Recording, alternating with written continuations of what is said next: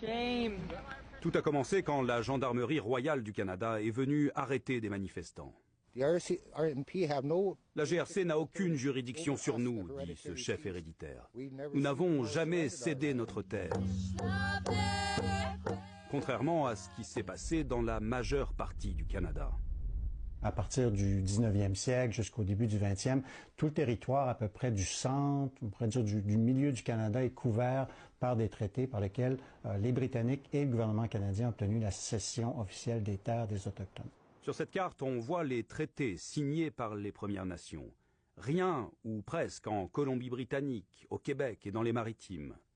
Une formule que l'on entend de plus en plus nous le rappelle. Nous remercions la nation Kanien'kehá:ka de son hospitalité en territoire non cédé.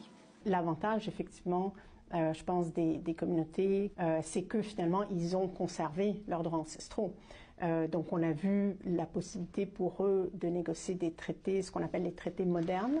Comme la convention de la baie James avec les Cris et les Inuits dans le nord du Québec.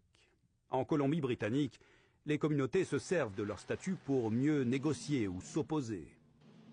Ceux qui ont été négligés au 18e, 19e siècle sont aujourd'hui ceux qui peuvent revendiquer avec le plus de force devant les tribunaux.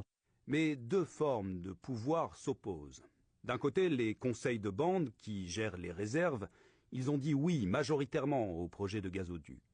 De l'autre, les chefs héréditaires qui gèrent le territoire ancestral et qui ne veulent pas que le projet se construise sur leurs terres. Et cette ferme opposition, on pourrait la retrouver ici au Québec. Dans le cas, par exemple, du pipeline GNL Québec, qui traverse assez proche en fait de plusieurs Premières Nations, qui auront certainement leur mot à dire par rapport à s'ils souhaitent ou non que le pipeline passe près de chez eux et puisse avoir des impacts sur leurs droits ancestraux.